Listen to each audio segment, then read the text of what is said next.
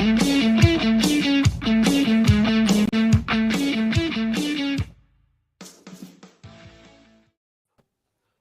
Down is back. That means Zach's here because it was draft night last night.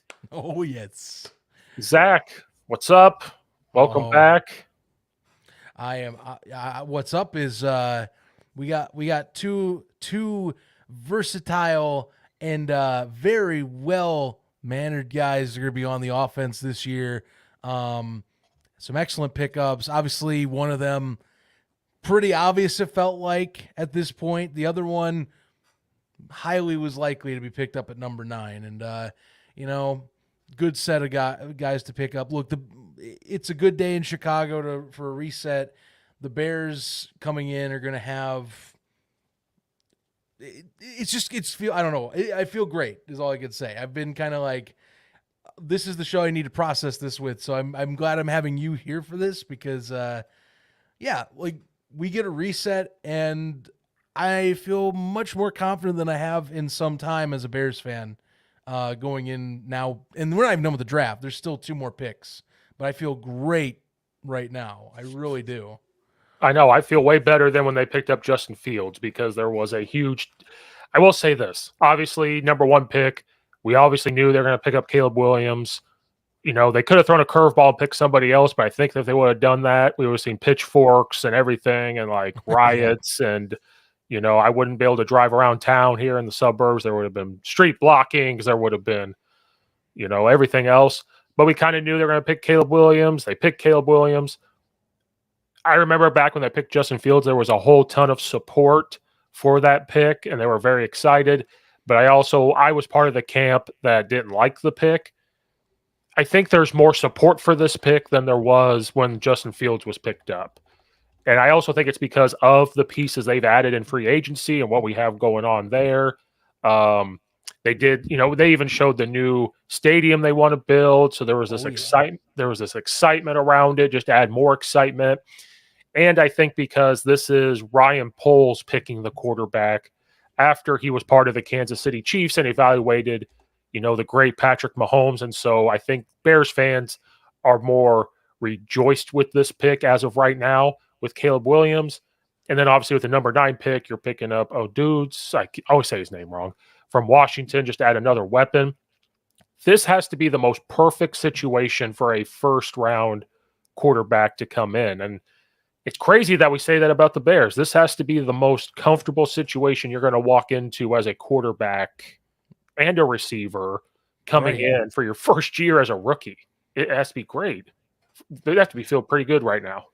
Right. I mean, look, the construction this offseason, it was really well done. I know I remember talking on here when we were doing our free agent discussion at the end of the main free agency waves that I liked a ton of what Chicago did. I think they did a great job. Still, some questions to me persist on what they're going to do at the guard position, but otherwise, excellent job free agent market. The rest of the stuff was going to come down to the draft, and it was only certain bits that we have. Now, I do want to debate a little bit later as we go on that 9 pick because I do love Rome Odunze, by the way.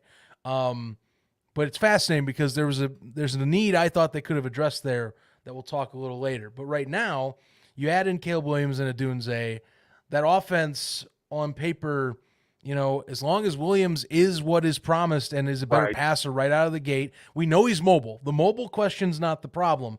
Is he a better passer out of the gate and is inundated into the system right away that we're expecting Waldron to have? So we're going to find out really quick. I love the fact that him and Odunze have been kind of working with each other already. That's fantastic. You want to build chemistry, not to mention you're going to have a young receiver joining one of the best to play the game in the last decade or so, and another who is currently in his prime and is one of the top 5 in the league right now at his position.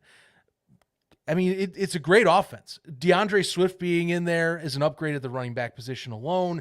You can also add in the fact that Cole Kmet is showing that he's going to be a top 10 tight end. It's wonderful. Like, even the fact that it's really one guard that I have a question of on who's going to be that one guard spot, that's fixable. And it just gives me a ton of confidence. Defense is moving up in the right direction, and I'm wondering if they'll address it day 2 as we're talking today, but nonetheless, like it's looking awesome. It all comes down credit to pressure on the QB, but if Caleb is anything that's been promised and what we've seen on film, I don't see the sky not being the limit, and at least getting a winning record is bare minimum. That's all I'm asking. 9-8, but like a playoff team. This should be a playoff team. I think it's a playoff team, Steve. It has to be wild card discussion. It has to be that, because obviously the Lions, if they can do what they did last year, which is looking like they can, they're going to be the dogs in the NFC North. The Packers were not bad last year, and they just always are good. I don't know how they keep doing it, but they're going to be up there. Yep. The Vikings got a quarterback in J.J. McCarthy, and I was so mad that he went to the Vikings, because now I know you love J.J. I know you're such a massive fan of J.J. Because the intangibles that Caleb Williams brings to the table, his intangibles, I think are good. I know there's some question marks on him, which we can get to, but like when you talk about the team first, you would think on paper from an offensive side that if Caleb Williams could just come in and not turn the ball over and get the guys the ball where they need to, because he's going to be more of he can move, but he's not Justin Fields. Yeah. He will stand in the pocket and make throws. And you have some guys now, because Cole Kmet's come on the scene. He's an awesome check down guy to get the ball, and he's going to try to get some tough yards. Obviously, DJ Moore can take the roof off. Keenan Allen is going to be your great intermediate threat type of receiver. Then drafting a wide receiver here who is very athletic. And the thing about him I like is he stayed at Washington for his whole career. He never went to the transfer portal. He wanted to stay there and build it up. And then Penix comes in and helps him get even more ready for the draft and take his game to the NFL. And this is a receiver. He could play outside or inside. So if like Keenan Allen needs a break and you shift him into the inside, put him on a linebacker, like he's going to be able to create some things. And then, like you said, Swift coming out of the backfield as a runner or a pass catcher is just going to add to that.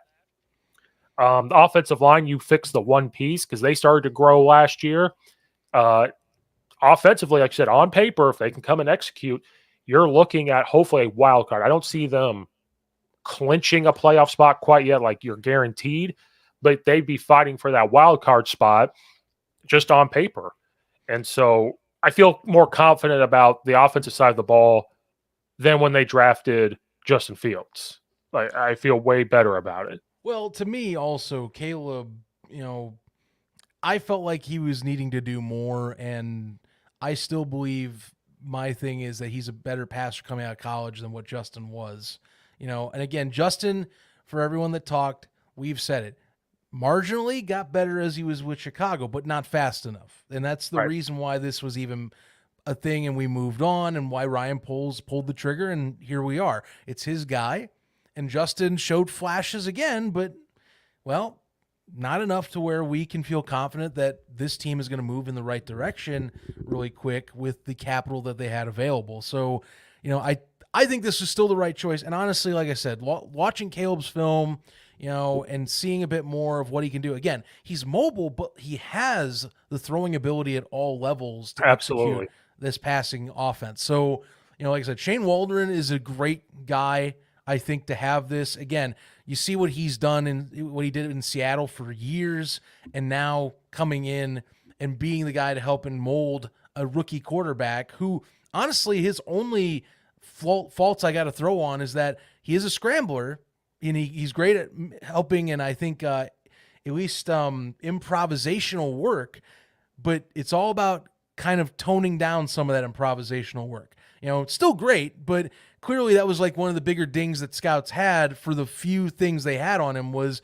he sometimes kind of buys too much of his own time. And, if you can kind of tone that down a little bit, I mean, right now I'm only saying this is a slight knock. I think he'll be great. I really do. I am looking forward to him being our quarterback of the future here. And I know I've seen Packers fans joke, "Oh, look, another one." But I'm like, no, I feel good. I feel very confident. Like, I didn't feel, I'll be honest with you, besides Justin Fields, I also back of the day was not a fan of the Mitch Trubisky pickup either. I thought it was also not a good pickup. And this is the one I will say I feel like maybe it's just because it's number 1 overall, but I do feel confident that Caleb is the guy this time. Right. In my opinion. And I'll gladly revisit this clip if 3 years later we're going to watch him walk out the door, but we'll see. Well, maybe in 3 years we'll pick up another quarterback. We'll be having the same conversation. 3 QBs in the first round in 8-year span. That is nuts. Let's make history and just get these quarterbacks every 3 to 4 years. We will be history makers with the Chicago Bears. We certainly will. But we will. Yeah. That's the knock on. There's a couple knocks on Fields before we get on Fields. I'm so used to talking about Fields. About Caleb Williams is they were talking about him taking off, kind of like a Justin Fields-esque, where you're going to try to scramble and make your own thing, and fumbling the ball. But he did run a decent amount. Like in the rushing, he had 289 carries for a guy that's not like a Justin Fields zone read run type of quarterback. He did have 11 rushing touchdowns this year. So I think that even though the Bears fandom and the Bears experts, quote unquote, said Justin Fields was this amazing quarterback because of the fact that he could run, they overlooked the passing stuff. Caleb Williams is just going to, I think, bring it's 3rd and 2. If he does all of his check downs and he can get 3 yards, that's just what he's going to do, right? That's just the type of thing he's going to bring. And in the red zone, like, okay, if he's not going to run the whole march down the field and they get to the red zone, now you are putting extra pressure on that defense. If you're running the entire time, they have a plan for that the entire field. But if you're only going to do it so often in the red zone, it just adds something, because the red zone, everything gets shrunken down. You have all these weapons they've got to look at. And then just all of a sudden, he gets in the red zone. So he brings that intangible to it. The fumbles, I know, were a question mark for him when you're looking at just the play, because he does carry the ball wrong. But like you pointed out, made a great point. Our new offensive coordinator hopefully will bring in more play action stuff to it, more shifts and motions to help overload some of it, check downs for him, especially in the beginning. I think they'll get the run game going to help take some pressure off. And a guy that has coached different types of quarterbacks hopefully will help the ball security part with him. Because at USC, it's with Lincoln Riley, they're air raid with some runs. He's going to pass way, way more in college than he's going to have to do in the NFL. So maybe they won't have as many opportunities to scramble and fumble the football either. So, I mean, he threw the ball a lot with Lincoln Riley at Oklahoma, USC, the 2 years. A lot. I mean, he took 1,099 pass attempts. Like, that's a lot of pass attempts. I mean, this year alone took 388 pass attempts. They leaned on him hardcore. Even last year, I know a lot of people point to that record, but you got to look USC.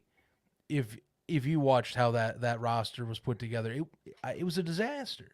Right. Defensively, they were even worse than the previous year somehow. And that was the thing coming in when they were evaluating USC, was like, oh, well, if they just get some of these defensive pieces sorted out, then it'll work out. They also, lost a bunch of other core members on their offensive side, and he kind of carried the load, and not gonna lie. Yeah, there were a few of those games that, you kind of wonder if they could have won, and that maybe it would have been, 1 or 2 plays go his way and he doesn't have to throw a pick or something. But that being said, I mean, I don't know. I still go and harken back to that thriller against Washington, where clearly they were an outmanned and outgunned, USC squad. No business to be going pound for pound with Washington, who we know now was a runner-up for a championship this year. Yep. With Michael Penix and Rome Odunze on that team, and plenty of other stars. And they were within 1 possession of pulling off an upset. So, credit, it's college football, but like, that's the type of guy you see who carries teams and does the extra stuff. I don't care, and I'll be honest with you, Steve. I don't know if you feel this way. I've talked with a few people about this, and I know it's a mixed thing. I don't care about the nails. I don't care about the phone or whatever the hell with the dress up and whatever. You know, if the guy plays good and if the guy's not an asshole or is doing illegal shit and being a terrible person, then I'm up for it. Like, hey, he's a great football player. You know, like that's the thing. Everyone's got their own life. Just don't be an asshole and don't be a shady, terrible person. Those are my prerequisites to me being okay with you on my football team. Yeah. I'm glad you brought that part up because that's the next part is they talk about the fumbles.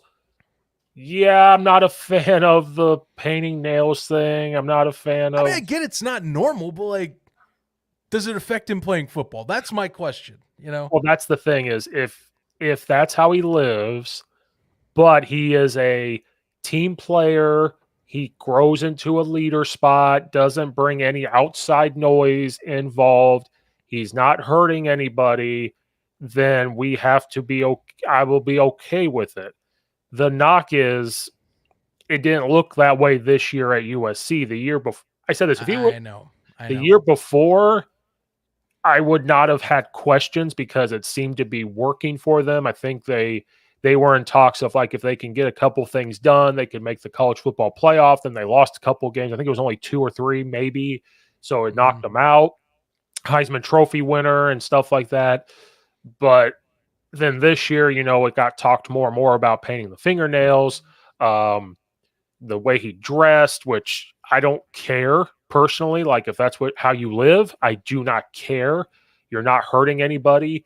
It was the comments made at press conferences. It was running to his mom and crying. So that's the question marks of, yes, you cannot do that in the NFL because you don't have time for it. And people talk about, oh, he's a kid. You're not a kid when you're playing Division I football and making millions of dollars. And no longer are you a child, in my opinion. So that's where the leadership part for me comes into question. I know we still hear good things. It's not like you're hearing tons of bad things. I know maybe some baggage might be family, but I think that the Bears organization can kind of squash that and say, this is not college. You're not coming in and telling us what to do. We are an NFL organization. So like you said, if he can have the leadership stuff, no tantrums or going to his mom and crying and making these things, which I think during the draft process, he has been coached up to do by agents and stuff like that. Like, hey, this is what it takes. And he's had conversations with NFL guys. If that doesn't affect the leadership qualities and his play, I don't care what he looks like as long as they perform on the field and they don't get arrested and stuff like that. I totally am on board with that. So do what you want. I don't care about the phone. I don't care about that. Like, whatever. If that's his life, do not care. You know, and just as long as you come in and get the Bears to the playoffs, everybody will bow down to him and be like, oh, you brought it back. And we do not care. That's the simple truth, though, man. No one's gonna care if you do what everyone wants you to. And I mean, look, he's saying the right things. Bears quarterbacks in the past have said similar things where it's like, I want to be the guy that, you know, redefines and breaks the cycle. You know, I remember Justin saying that. I don't fully remember if Mitch said that, but knowing Mitch from his first several years, I guarantee he did say something along those lines. Knowing him when he was in Chicago, you know, he's saying all the right things. And look, clearly you could tell his draft night, it only helps that dude was pumped as hell to be picked up by Chicago. I know there was like, for a millisecond, some people were like trying to find some sort of way to ask him, well, would you want to be in Chicago? And it's like, don't do that. Don't, you know, these guys want to go to the rarity of an Eli Manning and like Archie Manning setup where like you can just deny a team is so out of left field. It's not common whatsoever. Like there's only 2 instances really that even come up, and it's freaking Archie Manning with helping Eli, and then John Elway. Besides that, like you just don't see it, you know, because I just don't think there's that much room anymore for it. Maybe I'm wrong, but RG3 not helping. It wasn't going to happen. It wasn't going to happen. RG3 and his dumb comments about pulling Eli Manning, like blah blah. I understand Chicago doesn't have the best track record when it comes to a lot of this stuff, but I mean, I like Ryan Poles. I'm not the biggest fan of Kevin Warren. Let him deal with the stadium stuff, and hopefully he can just deal with that. But like, you have to give Ryan Poles a chance. Like, when guys come in and they inherit the previous rosters and stuff like Yep. that, like you have to give them time to work. And they're never going to be perfect. Like, the Claypool thing kind of backfired, but that just happens. That happens to everybody. And so we can't overreact. And you can't sit there and tell Caleb Williams you need to refuse to play because for me, this wouldn't happen because obviously Eli Manning got to play with the Giants. But if Caleb Williams were like, I don't want to play for this team, and I was a NFL person and just the way I think, I'd be like, well, this is a red flag because the moment things are hard for a team, which they always do, are you going to turn and run then because you didn't want to go to Chicago and now you're denying your draft pick to go to that team? What makes me think that when you come to us, if we have a hard time for a year or two, how are you going to react to that? So I didn't like all that, but it just, like you said, the way he was pumped up to go, maybe because they have the weapons for him to come into, maybe that's why, but who cares? If he's pumped up to be there and is willing to put in the work, who cares? It's fine. Right. And clearly I think he's shown. I think he's thrilled to be in Chicago. From most recent few months with press conferences and anyone asking him questions about it, I think he's thrilled for the opportunity. And again, if we're being honest, like even if a quarterback looks at the history, like just the talent that you get to step in on. Absolutely. It's a plug and play. Like that's the thing. For you have all this veteran talent, and now you get to go in with one of the top receiving options in this draft that you have been working out with apparently already. Why would you throw a fit unless the organization just completely off-put you at the executive level, which probably wouldn't happen whatsoever. So I'm glad to see him here. He definitely that one I was not surprised at all because we knew it was coming. Once the Fields trade happened, it was over. There was no doubt.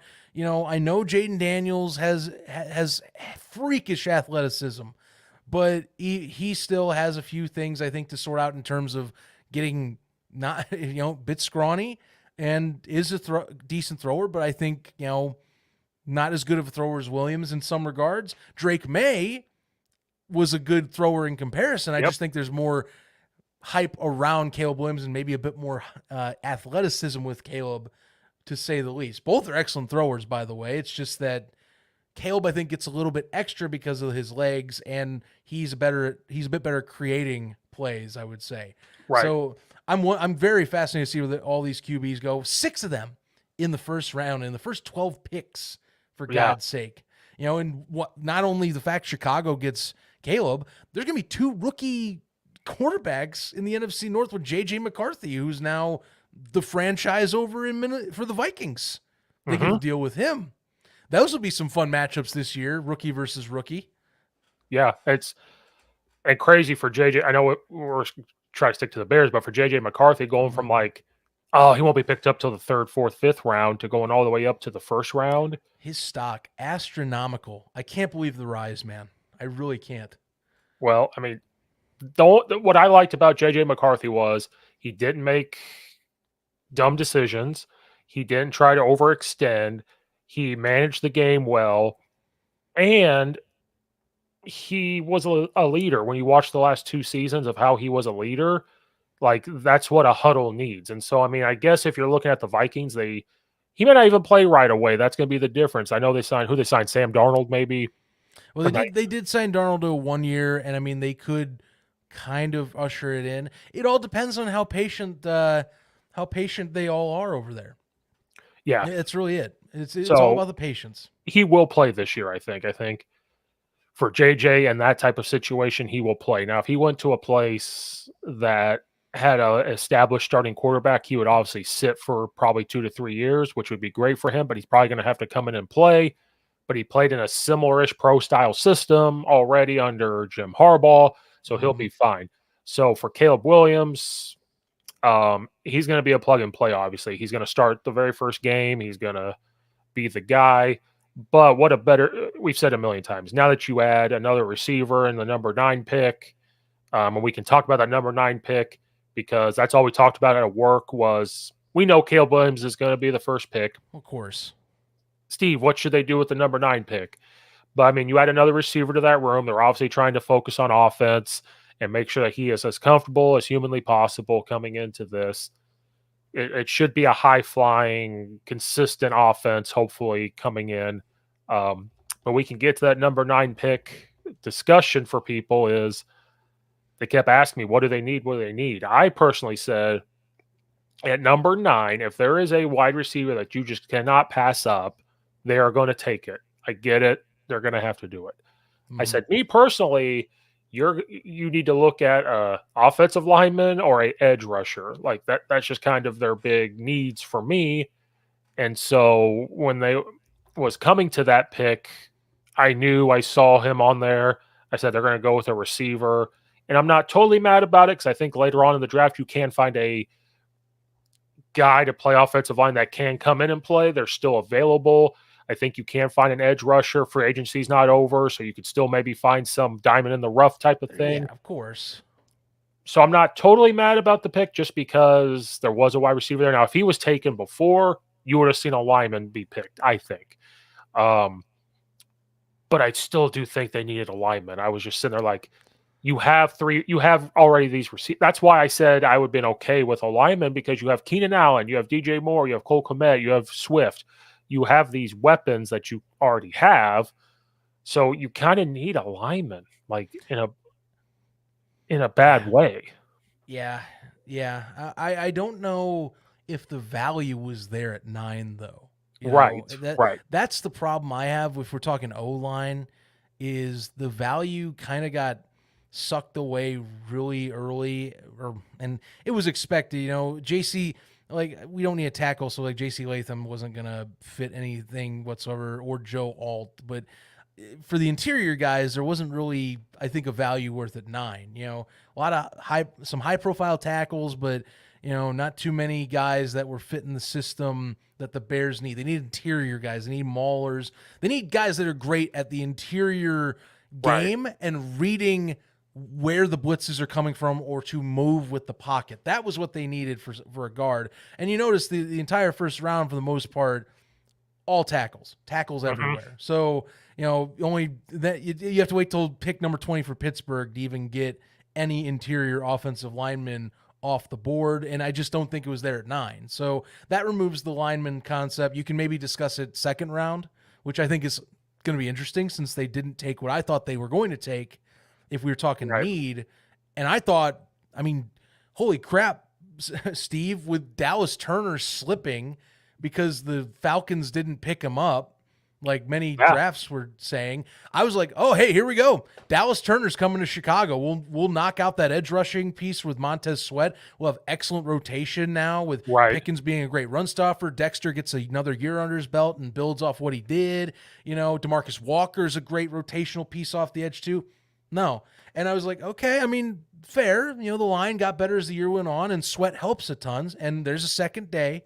But I was like, man, for the value at that spot that slid, even Jared Verse, who went 2 picks later, I was like, I'm shocked they didn't pull the trigger. And credit, I'm wondering if it's because that Odunze had been working out with Williams and they're like, you know what, screw it. We can just basically run roughshod over people if we pick this guy up and then just have endless options to throw to with Shane Waldron. But man, I was kind of wanting Dallas Turner when he slipped here. That was the one thing. And I was on with your buddies over at Belly Up Sports for their pre-draft show just to get the 1 pick over and discuss it. And that's what I said too. I was like, I know Dallas Turner's not listed as a guy that's going to probably fall to 9, but if he's at 9, I'm like, man, that's a need right there. That's a guy that's pretty good value too. But, they picked who they felt was the more valuable player at that position, I think, or at that on the draft board at 9, and that's what they rolled with. And he went to the Vikings too. That's what sucks. And that's another thing. He went to into a division rival. Now I hope he's not as good as I was wondering, because that'll burn me if they had a great second edge on the side to go with. Would you been more mad if Dallas Turner went to the Packers or the Vikings? Which one would be It's worse? Packers. You know why? You're not even to finish the question. It's always Green Bay. Like, yeah, Minnesota, whatever, like division rival. Green Bay, utter hatred. It goes beyond the division rivalries. It's utter hatred, man. We've had our asses handed to us by Green Bay. It's time to start winning again. That's true. But for us, there's at least a lot of still edge rushers left. I know Dallas Turner's different level, but like you said, the value of that pick, if they take a receiver and they're looking at who would be like trying to figure that part out, is there still pieces that they can get? I know we don't have very many picks left, but can they get some? We only got 2, so one of them's today. Can they get somebody that is just a competent player to go into it? And I think they can, for the value of what's about to happen. I'm always going to say lineman just because that's who I am. But again, I don't think anybody's mad about the number 9 pick. Like I said, let's say he was gone. If he was gone, maybe, and Dallas Turner still slipped, they probably would have picked him up. But if you're looking at a guy that's already worked out with Caleb Williams, probably had conversations with Keenan Allen and stuff like that because Caleb Williams has, and they want that immediate impact on that side of the ball, especially because you lost Darnell Mooney. Now, if Darnell Mooney was still with the team, do they even think about bringing him in? Probably not. So it just kind of all trickle down affected there. And they're probably thinking long term of this is a young guy. Hopefully Caleb Williams stays for a long time. Well, can this guy grow to be a number 1 receiver later on in life and that type of mentality thinking as well. So I think they're also thinking long term of what could they bring to the table. More good options, the better too. That's the thing. They picked up Keenan Allen. They're in win now mode. The trade for Allen. Going for Odunze and getting Williams was a foregone conclusion, but going for Odunze as well.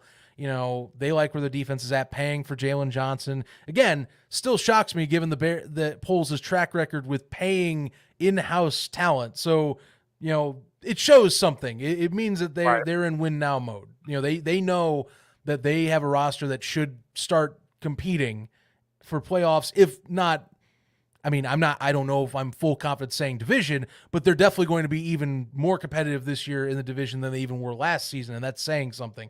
So this is a win now mode for sure.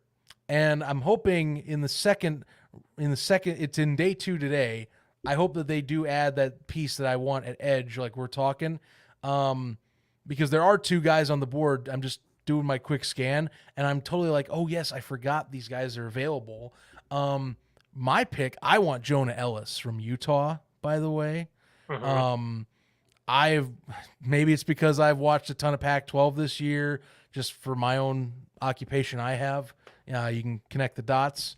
But that kid was a menace. And that's not just last year. Like last few years at Utah, he was a menace. Racked up insane sack numbers for a college edge rusher. He's still very much available on the board. Or Adisa Isaac, Penn State, freaking defensive school anyway. Either one of those I would not mind seeing. But I really love Ellis personally. I would love to see him come out this way. And what I've read up on him is almost sounds like a rookie year Leonard Floyd, where a little skinnier, but the length can help him get around. So, hopefully this time they, instead of messing with him, trying to make him a guy in protection, they just, you just let him go at it. Don't screw around with that. Let him go at it. I want Ellis though. That's my day 2, because address the needs. Otherwise, there's a few guards out there, but I don't know if it's I don't think any of the guards that are available for day 2 are going to be worth where the Bears are picking. Right. I really do believe that they should go for an edge rusher in the second round. I think they will, because like you said, they have offensive linemen on their roster that they could plug in and move guys around and get them comfortable. But what's the first need and value is probably edge rusher, right? I think maybe that'll be their mentality. Okay, we took care of the offense the first day. Second day, we do have to address our defense, because the defense got better when Eberflus took over play calling, and to find a guy to fit and plug in and rotate around a little bit. I think that's what the focus on will be. And then they can evaluate offensive linemen because they don't have to plug in and play a drafted offensive lineman right away. They do have other guys that they could just move around, but get him ready to go. And so I think that an edge rusher is a huge need. They have to get pressure on the quarterbacks. And if they can get a guy that's super athletic, and able to move him around, even like be kind of like a Khalil Mack, like put him outside, stand up, drop into pass coverage, get pressure on him. That will be their number one focus. I think that's their plan, which is a good plan. Focus on offense one day, defense the next, and take care of that. Why not? And again, I don't think compared to recent years they have too many holes to fill, which is surprising to say. Like they've come a long way upgrading this roster over the 2+ years now that Ryan Poles has come in. Right. This is the time now to execute on the fruits of your labor. So, the holes are about plugged. Like it is really getting like the final touches on the birthday cake here. You're dabbing the icing on the top right now. You're adding the fancy fondant or whatever the hell it is. Time to serve up the cake and see if it's worth a damn. That's what's here now. That's where we're at. You got your shiny quarterback. You got the shiny receivers. You just fill those little holes that we need to fill. We're gonna have a young secondary. We're gonna have the linebackers gonna have a year under their belt trying to play in that system. It's time now to first step. I think is wild card. Like if we get a playoff spot, that's just extra. A playoff spot. That's all I ask. The next step. I don't think a winning record satisfies anything because 9-8 is like. I think that's lukewarm for what they've added this year. If you finish 9-8, I consider that a disaster. Right. Personally. Like, well, just missing the playoffs to me is a disaster. But just if it's like you marginally improve, it just would be a shame. Like Poles will still be fine, but like I know we don't talk about it as much because the season did end generally on a good note. But like Matt Eberflus is entering this year with a slight warm seat. It's year 3. You have to execute now. That back half of the season to me saved his job because he was on everybody's freaking shit list at one point. I know I'm swearing a lot, but it's it's passion right now. That's all it is. I'm yourself. Just saying. Be you. Just so you know.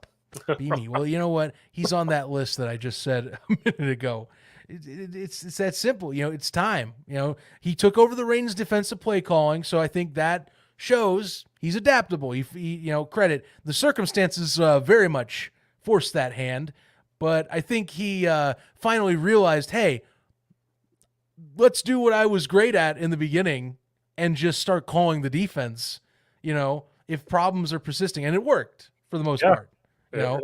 Now you have the offensive coordinator that's not just a QB coach and is a proven offensive coordinator, by the way, with a track record like many of us wanted in the first place when Matt came into town.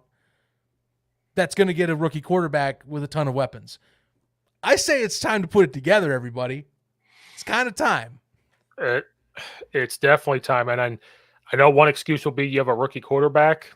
I can't do that this time. I disagree. Even with the rookie QB, they have a pretty damn good run offensive line. And DeAndre Swift was to me a lot of times last year, and Eagles fans will say the same. He was criminally underutilized last year. And the Bears, I highly doubt will not do the same thing. They have him and Roshan Johnson. No way in hell they're going to underutilize those two. They will be utilized fully. So QB's best friend is a good run game, especially a rookie quarterback. And his other best friend is a good check down guy, which Cole Kmet emerged. That too. And Keenan Allen is proven to be that intermediate guy that can go get the ball. It's time. Like it needs to be time. I think that if you can protect Caleb Williams and make things pretty easy on him, and he was in an air raid offense, and I know Lincoln Riley has adapted the air raid offense, but the air raid offense, it is working through your progression. and it is looking at open field throws and throwing it into grass. And I think that's one extra intangible that he will bring to the table more than Justin Fields did, because I know Justin Fields didn't throw it as much as Caleb Williams in college, but that's because Justin Fields was a zone read guy. He had two running backs that could get him 150 yards a game, two of them, and he could just throw it up to people. I'm not saying he didn't have to read certain things, but it was 1-2, get rid of the ball. In the air raid, it's not complicated at all, but if this corner is pressed off, that's your first read. If it's not open, you go back to the second, back to the third, then we get rid of the ball.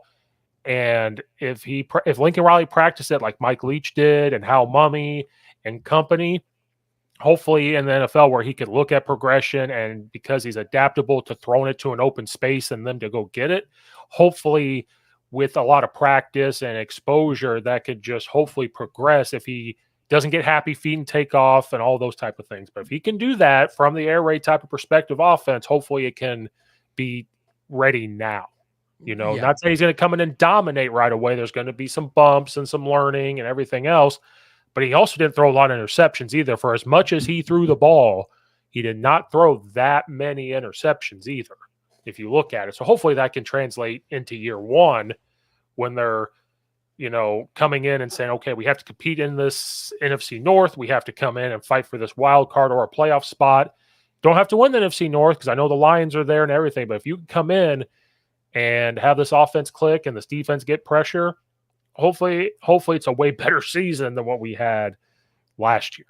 This is the best I have felt as a fan in, probably since 2018, because 2019 kind of just made the wheels fall off the tracks for me for a while. But this offseason right now is the best I've felt since the end of 2018, even with the god-awful ending.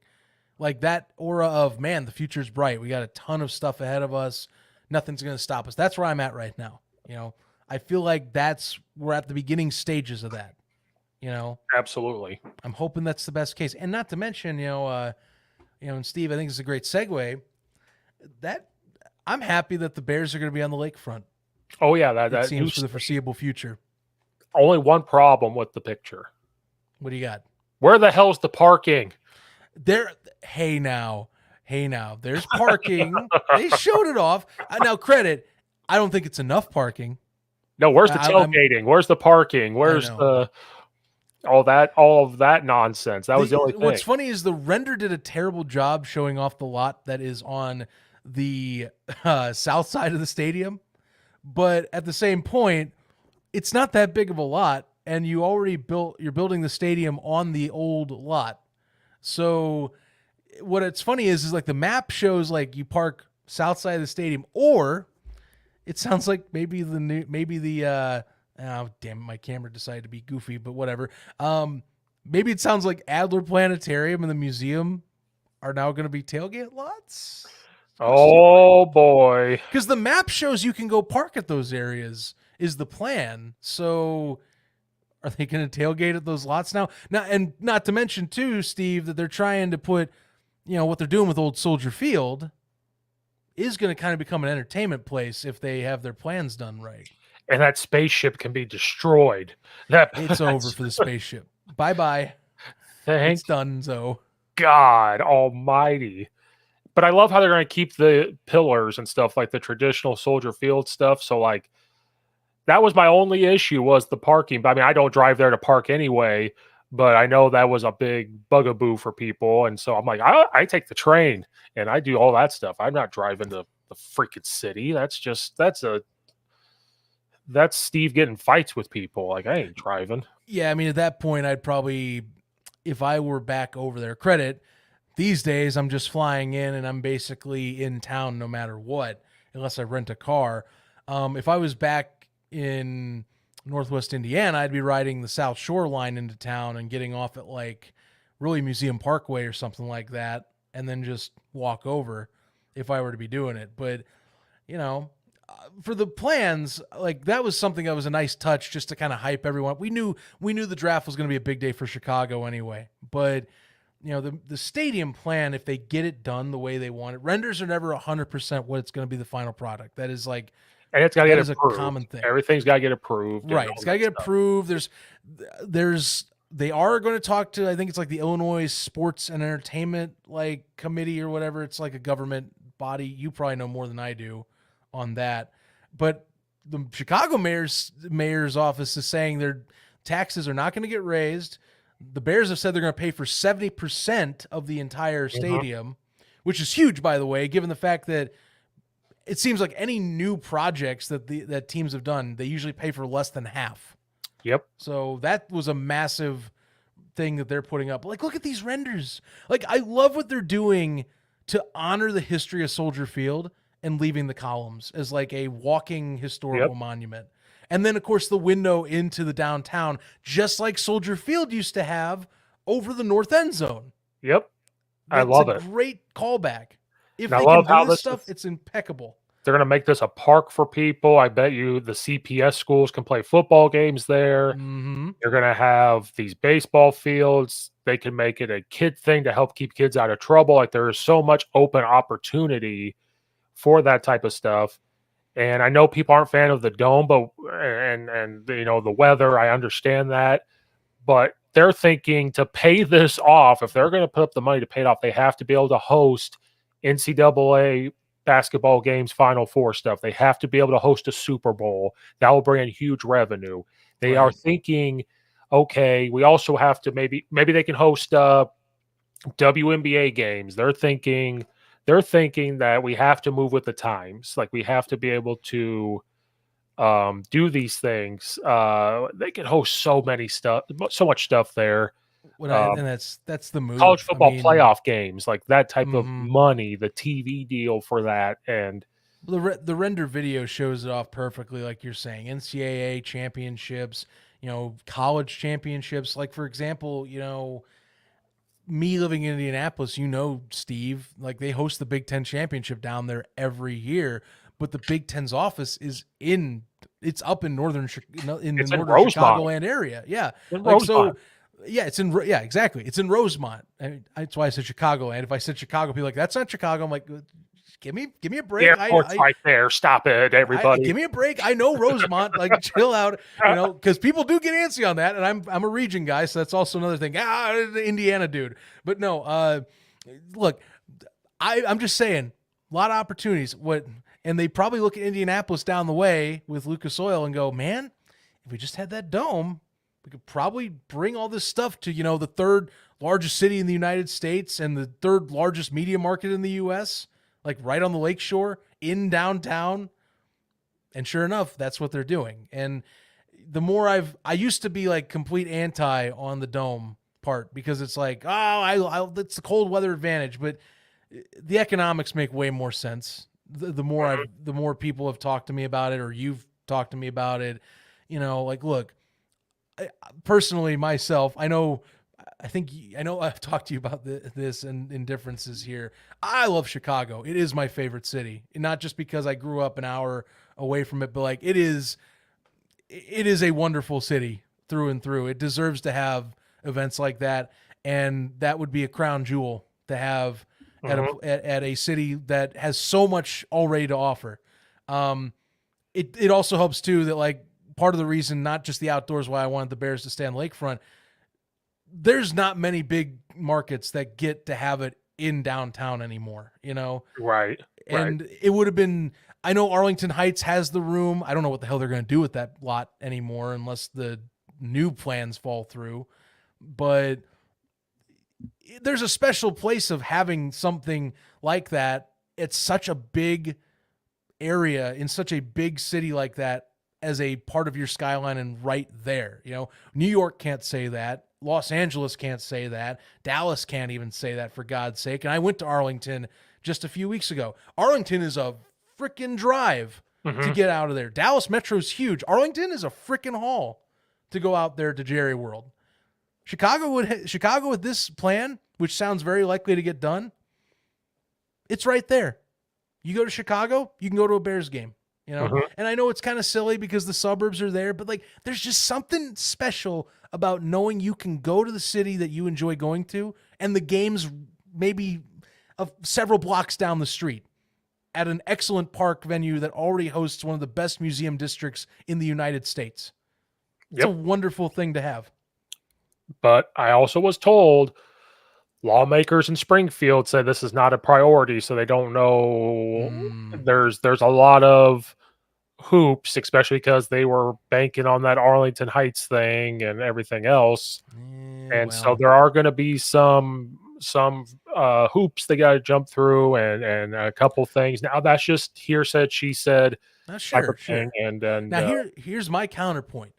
Is it less hoops than the tax thing that came up on the valuation with the Arlington Heights property? I Because think remember, that's the thing that basically killed it, is that once the tax valuation came back, they're like, well, crap, now we got to think about this again, you know? right. I think it is less hoops, but you do have like your governor saying this is not a priority thing. This is not, there have been comments made about how this is, you already have a field, blah, blah, blah, blah, blah. And then you have to think about it from this point. Like, obviously, this is going to help the city of Chicago. How does this help out the rest of the state of Illinois? Like that type of thing. And that's what they look at. Uh, The dichotomy of Illinois from Chicago versus the rest of Illinois it's something. I can tell you that. which I'm from Central Illinois. We do not like Chicago for not the city part because like I said, I hate going into the city. Once I'm there, because you have to plan a whole day out of it. Like it is Oh, a of whole course. day. Once you're there, I think it's much better to just kind of you could just sit there and look at Millennium Park. Like it is cool from a boy from the cornfields. It is pretty cool going to a Bears game, even though the stadium is what it is. It is still really cool. But we do not like the politics. We do not like how when things happen in the city and stuff like that, how it affects the rest of Illinois of like raising taxes and everything else. But that's where the confusion comes in is if no taxes are going to be raised on people, this should hopefully work because the Bears are going to, and they're not going to raise their ticket prices. I don't think they're like, we're going to keep them. I mean, I hope not. They're already one of the most expensive tickets in the entire league. That's what I heard. I heard how they don't want to raise anything. They don't want to tax people. They don't want to raise the ticket prices because they need people to come. I think they're banking on if they can get multiple years to pay this off and they can bring other things to this place to make extra money to help pay that off and have the time to do it. And then if the NFL is making more money, you never know when they'll chip in and just whatever because they're involved as well. Because Roger Goodell's not going to give his fingerprint on this if money's not going to be made and bring more eyes to it. So I think it can work. But also, this was also another point brought up. Are they just doing this to help get the Arlington thing back on track? Like, oh, we have to change this because this is what's happening. And so it's just a lot of things behind the scene. But I personally would like this. I like what they would do with Soldier Field. I like keeping the original pillars. I like the dome aspect. I do think it's kind of cool that it would stay in the city. Selfishly, I like the Arlington Heights thing because it's an easier drive, but I'm okay with this. Like, the fact that they're working with the Soldier Field stuff and getting this done and what they would create with it, I'm totally fine. Like, I know there's lawmakers and stuff like that it's not a priority, but I like it. I like it. Then you have it's going to be many years from now before that's even accomplished. But shiny new quarterback, shiny new offense and stuff with a new stadium, hopefully here in a few years. Like it's just hopefully it all pans out for them. It looks really cool. I'm crossing it gets done. I'm feeling confident. I guess maybe it's extra from that. Government always is an extra step. That's the thing that is the hardest to predict. But I really want this, so I'm hoping it gets done. That's all I can say. But I think you're at. But like, look, I think the part with, like I said, Arlington Heights in particular, that's like everyone's question that no one's thinking about as hard about is if this goes through again. Like, what do you do with the big plot of land you just bought for six figures, just chilling out there in the suburbs? Like that'd be the next thing. Do you build like a new? I mean, you're not going to rebuild Hallis Hall or anything, or what? So No, what the hell do you do with it? Do you just sell it off? Because that seemed most logical. I think they would just sell it off, and then either the state takes it, the town takes it, or there's some company. Somebody mentioned this at work. Could someone buy it and create like housing and stuff like that? Because it's a great location. Like, could houses go up? Could they? They would just sell it. Could they make another racetrack all over again and just make it better? Who knows? I think that they could just sell it, and if the Bears wanted to keep it and create something, who knows? I have no clue. They just sell it. They Yeah. would just get rid of it, and housing market can go there, and maybe a business can go there. It is good location, and the drive is pretty easy, and so there's stuff. But hopefully this isn't just a ploy to like stay at Arlington. Maybe even though the drive for me would be way easier, but I don't think they can get around the taxes and stuff. So who knows? That's way above my pay rate to know. But at least they have a plan. Like this plan they've got um, is top notch, and you could tell the NFL had some fingerprints on this. Like, okay, if this is what we're going to do, this is what we recommend, and Mm-hmm. look at what other teams do, and because they're about making money. So if this is going to make money for the NFL, they're all for it, all Oh for it. yeah. Oh yeah. Well, yeah. Look, Think about it. Super Bowl in Chicago. Right. Freaking incredible, right there. That's the incentive. That alone is the NFL's incentive. Like we can host a Super Bowl in a top 3 media market. Mm-hmm. Sign me the hell up. Like yeah, I instantly. That's why LA was so appealing. Even though it was all bad blood, it's Los Angeles. Shoot, okay, yeah, Super Bowl in LA, love it. Right. Games in LA, love it. New York, I'm not saying it'll happen anytime soon, but first chance they get to try and build a dome out in New York City, damn well they're going to do it. Right. And there's just too many other sports events Mm-hmm. that are growing that you can't pass up. You can't pass up hosting a college football playoff scenario, even maybe the championship there one day. You can't pass up maybe hosting the NCAA championship there for basketball. Mm-hmm. You cannot pass up those opportunities. And then maybe you can bring more, concerts because it'd be inside now. You don't have to worry about the weather. Like there's just so many opportunities that can be brought in there. And, you know, I think it'd be also cool. I'm not in the Chicago public school system, but they have their own little like Chicago public school football bowl in high school. I'm sure they would try to play it there. Like just cool things that they could do with it at Arlington or in Chicago. But accept the dome, accept all of that because it's just the new wave. They got to make money and pay this off and host some cool things. Um, Big Ten tournament could get moved there. They could host other conference stuff there. Mm-hmm. They could still make it where like Illinois plays Northwestern there and make money and stuff like that. There's just a lot of things. That could be a neutral site like they do with other stadiums for college teams. When Alabama goes and plays a team in Jerry's World when they play at the Atlanta Falcons place, Yeah. that could be used for neutral site games for other big time college football teams too, and bring those eyes to it and the TV. So it's just a lot that could be done there. So it's super exciting. I think for me, one thing that I'm curious, I haven't asked any of my buddies from Indianapolis about this, or at least any of my radio colleagues that I used to work with.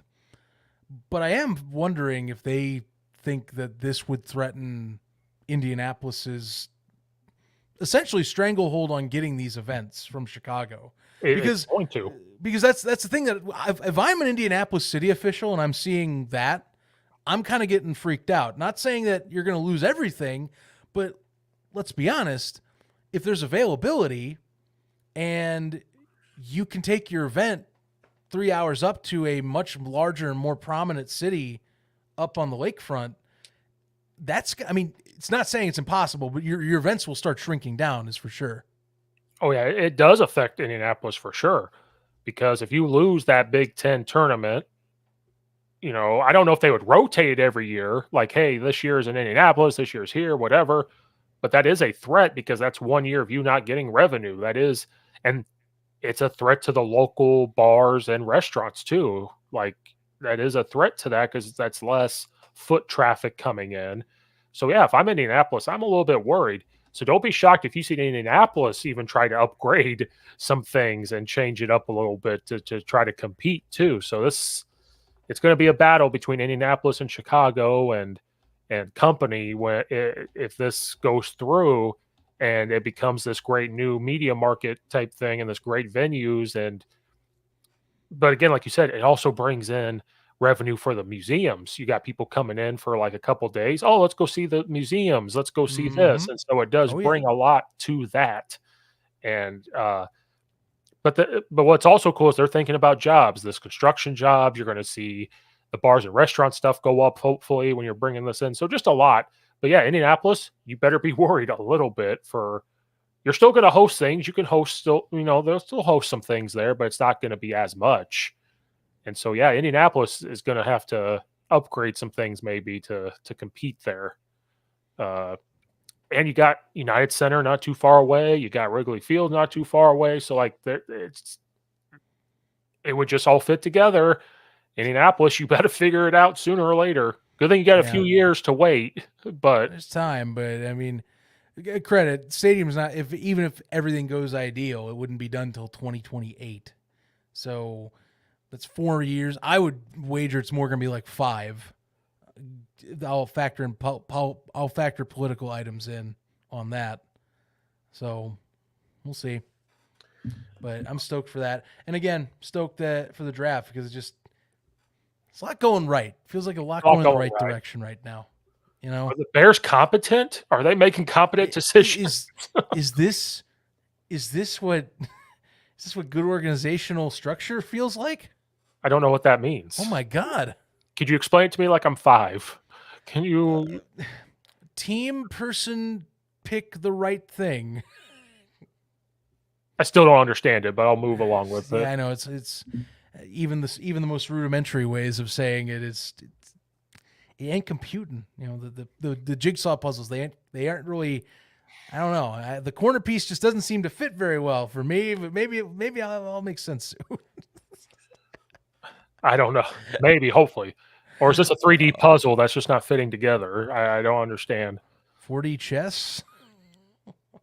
Oh, we're playing chess. I've been playing checkers this whole time. That's what's up. Oh, there we go. This is 4D checkers. This is the problem. No. Damn it. Oh, well. It was in front of us all along. Well, Zach, thanks for coming back to talk about the Bears, their new stadium, our shiny new quarterback, shiny new receivers from day one of the draft. Hopefully they'll get some other pieces filled in the next few days to come, but it is an exciting time to be a Bears fan. So this will wrap up this Bear Down segment. Like and subscribe, follow, rate it, all that good stuff. Check out Zach's spring football and all that. I can't even keep up. There's so much football out there. I can't even keep up. There's so much football, people.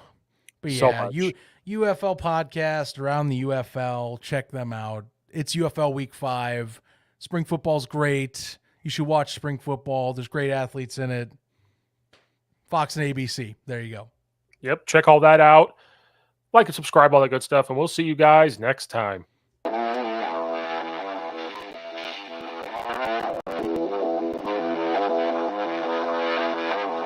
Mm-hmm.